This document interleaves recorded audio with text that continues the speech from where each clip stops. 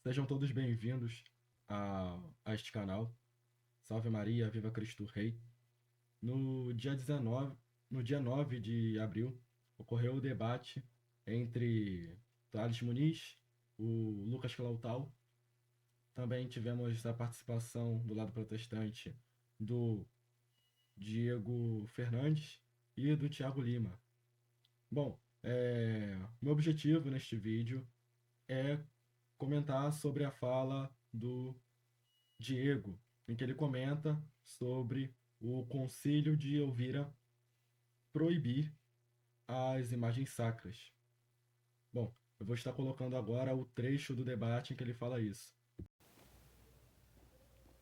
É só você falar um pouquinho mais alto, tá? É isso. Vai, 5 minutos ali, por favor. Bom, vamos, se quiser a palavra, você fala, tá? Vamos lá. O Thales, ele cita Jacó se prostrando diante de Esaú. Há uma equiparação, falsa equivalência aí. Primeiro, que Esaú estava vivo. Jacó não se prostra a Esaú pedindo favores, benefícios espirituais ou de nenhuma ordem extranatural. Ali é um contexto de honra e Jacó temer pela sua própria vida. É um mero contexto de honra humano, de um vivo para com um vivo, não com ninguém que não está na esfera natural. Segundo, Tales citou alguns pais da igreja, como Agostinho, por exemplo, para falar da imagem, mas o Concílio de Elvira, em 306, já falava que era proibido o uso de imagem no culto, inclusive de pinturas, justamente para que as pessoas não se prostrassem a ela. Eu entendo que o Concílio de Elvira eles podem rebater, alegando não ser universal, mas é um concílio formal da igreja. Outro ponto, foi dito que... Enfim, o debatedor Diego, ele vai continuar com seu argumento. O meu objetivo é apenas comentar sobre essa parte do concílio de Elvira. Bom, o dilema desse concílio vai estar no cânon 36, em que, numa tradução literal, é proibido o, o existir de imagens dentro de igrejas, para que o que é venerado e adorado não seja representado nas paredes. De fato, como o Diego disse, este é um concílio formal e, repito, é um concílio regional. Então, todas as coisas que foram aceitas nesse concílio valeram apenas para a igreja na Espanha. E qual seria o dilema em relação a este cânon 36? A questão é que, no segundo concílio de Nicéia, foram anatematizados aqueles que negassem que Cristo pudesse ser representado em sua humanidade, aqueles que não aceitassem a representação na arte das cenas evangélicas e aqueles que não fizessem saudações a tais representações do Senhor e de seus santos. Ou também, como vai dizer Basílio de Ancira, que antes havia sido desviado da fé ortodoxa pela astúcia iconoclasta, e depois no concílio de Nicéia II vai ter sido recebido novamente no seio da Santa Igreja, que aqueles que dizem que a fabricação de imagens é uma invenção diabólica e não uma tradição dos nossos santos padres seja anátema. Então, o que podemos afirmar disso? O Diego estava correto em afirmar que a igreja una não é tão una assim e o povo uno não é tão uno assim? Bom, de forma alguma podemos fazer essa afirmação, porque existe o contexto para aquele cânon e o verdadeiro significado dele. Primeiro, o concílio de Elvira, como o próprio Diego disse e eu disse, foi um concílio regional, e nele estiveram presentes 19 bispos e 26 padres. E dentre esses bispos e padres, o mais conhecido foi o bispo Ósio de Córdoba, o mesmo que presidiu o primeiro concílio de Nicéia. Ele foi um bispo contrário ao arianismo e foi um dos primeiros a assinar os atos do concílio de Nicéia I. Quanto à data em que ocorreu o concílio de Elvira, o sínodo de Elvira, possivelmente ocorreu durante a grande perseguição feita por Diocleciano contra os cristãos. Durante seu reinado, Diocleciano, por meio de 4 éditos, ele vai ordenar a destruição de igrejas, o confisco de livros sagrados, a perda de direitos civis e tortura e morte aos cristãos que não negassem a sua fé e também para aqueles que negassem fazer sacrifícios aos deuses pagãos romanos.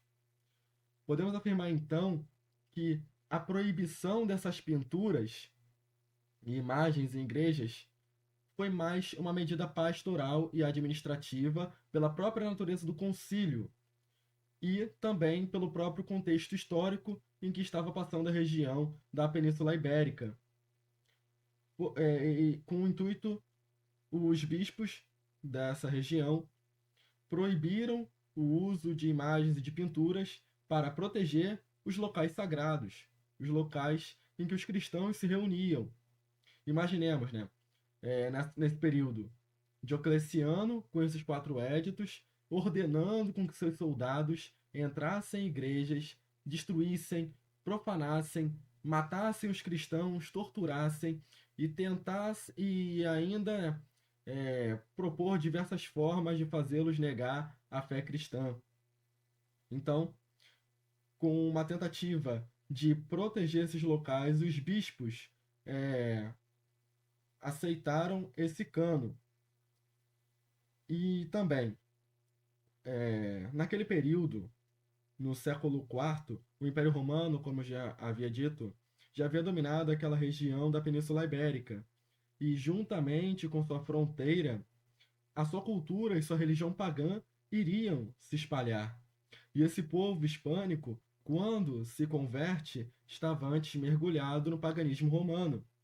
E como defendem Binterin, Derossi e Refeli, essa proibição era direcionada ao uso de imagens apenas nos templos do solo, para que os pagãos neoconvertidos não confundissem a veneração a imagens à adoração que era feita às esculturas pagãs. Por outro lado, até mesmo quando lemos o cânon, não existe qualquer proibição para o uso de imagens em regiões subterrâneas, pois o contato dos pagãos, caso essas imagens estivessem em um local subterrâneo, já seria menor. E assim eles não iriam cair num erro de pensar que a veneração das imagens era igual ao que faziam os pagãos. Aliás, essa posição em que Benterim, Derossi e Refeli defendem pode ser considerada como correta pelo fato de até mesmo encontrarmos em escavações em diversos lugares na Espanha posteriores à determinação do Sínodo de Elvira e anteriores ao Segundo Concílio de Nicéia, pinturas cristãs em necrópolis, como a necrópole paleocristã de Tarragona e o mausoléu de Sente Sete, se eu não me engano. Bom, e também no século V foi construída uma igreja em honra a Fructuoso, Augúrio e Eulógio, que eram mártires daquela região, que haviam sido mortos. E também tem outra questão. Essa questão da proibição, como vemos no próprio cânon, ela não trata sobre sobre o uso de imagem ser lícito ou ilícito. Não vemos em qualquer lugar no Concílio de Elvira que trate que as imagens são más, que as imagens pervertem os cristãos, que pervertem as almas dos cristãos, que levam à idolatria. Não vemos em qualquer lugar algo que trate elas como ilícitas. Vemos apenas uma determinada proibição e propõe von Funk, Dom Leclerc e Termel, que o sínodo apenas proibiu, não tornou as imagens ilícitas, para que, como havia dito novamente, os novos e fracos pagãos convertidos à Santa Igreja não recaíssem em idolatria ou ficassem escandalizados pelas práticas cristãs, pelos cultos cristãos aos santos. Dessa forma, a proibição não foi feita em medida dogmática, mas, novamente, em uma medida administrativa e pastoral.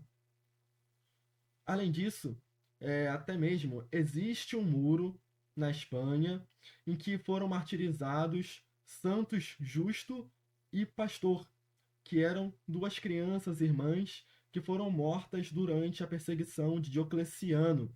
E os cristãos iam neste lugar para poder realizar o culto e pedir a intercessão a estes santos. Seguindo, dessa forma, não podemos afirmar de modo algum que a igreja era desunida em sua fé ou que se paganizou ao longo dos tempos, tendo em vista que em outros lugares ao redor do mundo os cristãos também confeccionavam pinturas, imagens de cenas evangélicas e personagens bíblicos.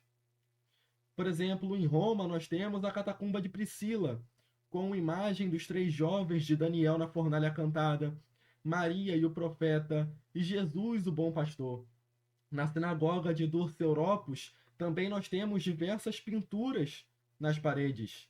Na catacumba de São Marcelino e Pedro, em Roma, também nós temos Jonas sendo vomitado pela baleia e Noé na arca. E no mausoléu da Espanha, também nós temos pinturas da ressurreição de Lázaro, do ciclo de Jonas, de Abraão sacrificando seu filho Isaque, do casamento de Rebeca, sobre Jesus também, e diversas outras imagens ao redor do mundo cristão.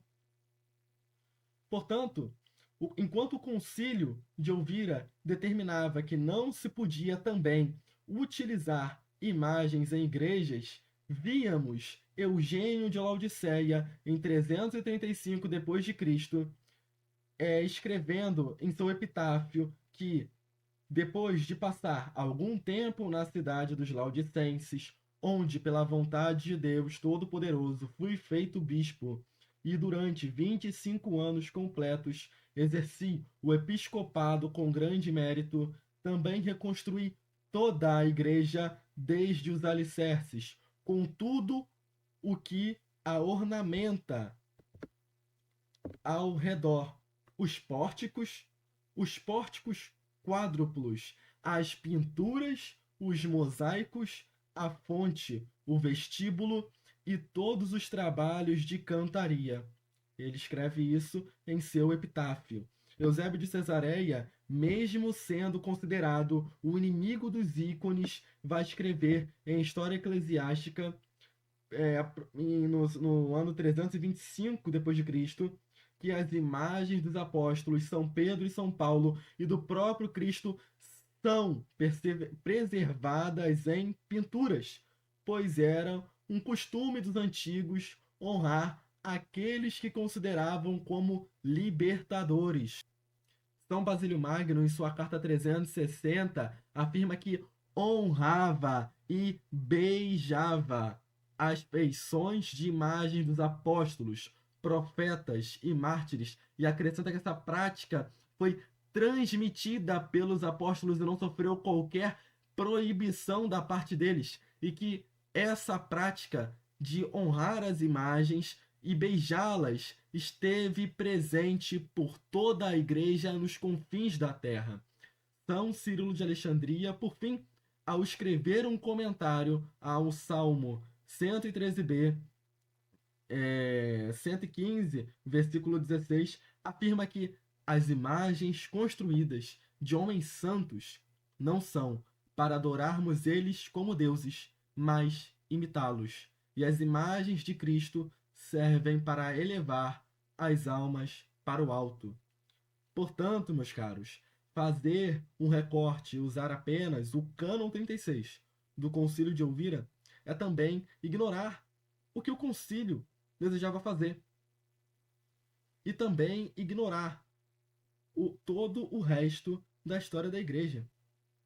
O concílio, por suas medidas pastorais e administrativas, pensando no bem do povo cristão, também havia decidido questões sobre condenar aqueles que escreviam coisas torpes em igrejas.